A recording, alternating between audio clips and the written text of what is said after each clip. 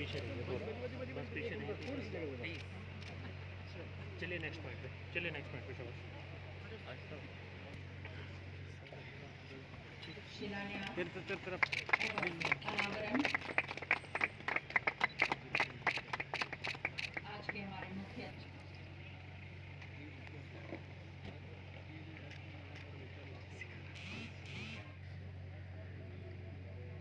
अभी धीरज गुप्ता जी ने आज जिस काम को शुरू कराया गया उसके बारे में विस्तार से बताया। मुझे लगता है कि करीब 3 दशक बाद ट्रांसपोर्ट नगर की आधारभूत व्यवस्था में जो आज ये परिवर्तन हुआ है, बड़ी शुरुआत इसे मैं मानता हूं। सबसे पहले मैं ट्रांसपोर्ट नगर के सभी एंटरप्राइजेस को इसके लिए बधाई देना चाहता हूं। 91 में स्थापना के बाद यह स्थान जो है जम्मू की आर्थिक गतिविधियों का केंद्र बन गया था। उसके बाद से लगातार इसमें व्यापक विस्तार भी हुआ, लेकिन अगर बिजनेस की तुलना में सुविधाओं को देखा जाए तो शायद उस दृष्टि से सुविधाओं का विस्तार नहीं हो सका। अनेक राजनीतिक दलों के लोग, गैर राजनीतिक सामाजिक संगठनों के लोग, ट्रेड और कॉमर्स के डेलीगेशन जब भी मिलते थे तो इस बात की चर्चा जोर दे करके करते थे। रोड, ड्रेनेज नेटवर्क, बिजली, इन सबका समन्वित एक प्रोजेक्ट बना है। बिजनेस से जुड़े लोगों ने एक बार मुझे बताया कि ट्रांसपोर्ट नगर के 25 साल पूरे होने पर इन लोगों ने खुला पत्र लिखा था 2015 में, और इसका जिक्र भी किया। तब जाकर के सड़कों पर ब्लैक टॉप का काम हुआ था। गड्ढों की मरम्मत थोड़ी हुई थी, ठीक से नहीं हो पाई थी।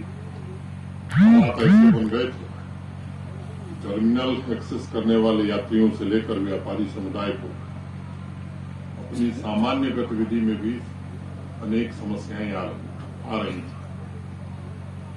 मुझे लगता है कि शहरों की आर्थिक गतिविधि के केंद्र को सर्वोच्च प्राथमिकता मिलनी चाहिए, क्योंकि हमारे सामाजिक तंत्र की वो सबसे बड़ी शक्ति है। एक इलाके के साथ अन्याय हो, ऐसी व्यवस्था इस देश में नहीं चल सकती, और न जम्मू कश्मीर में चलने वाली।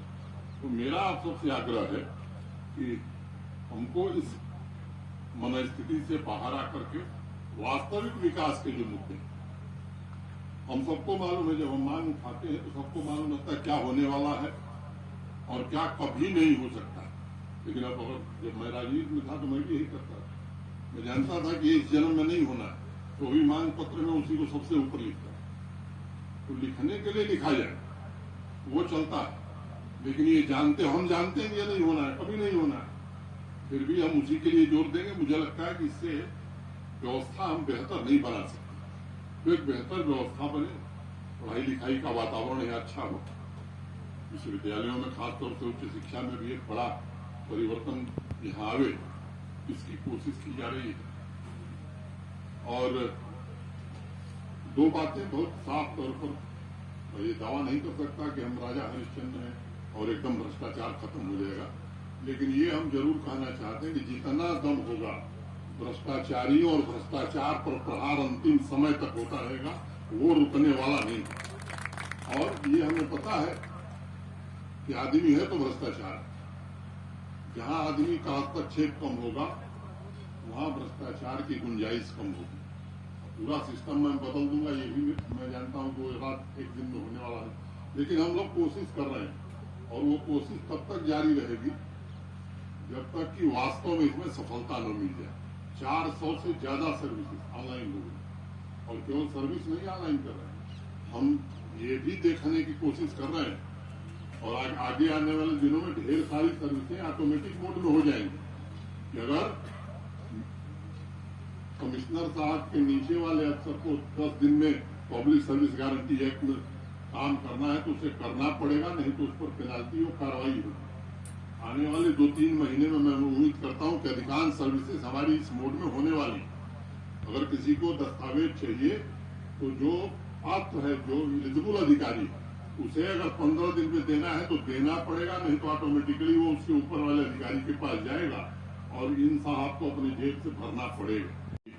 आज 2023 में अगर हम सब मिल करके ये तय करते हैं कि नहीं, अगली बार जब रैंकिंग जारी होगी तो जम्मू की रैंकिंग में बड़ी छलांग हम लगावें, तो मुझे लगता है ये भी हम कर सकते हैं।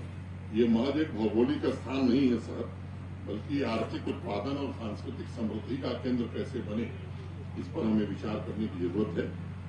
सभी नागरिकों को ये अवसर मिलता है, तमाम लोगों की आकांक्षाएं से जुड़ी हुई हैं।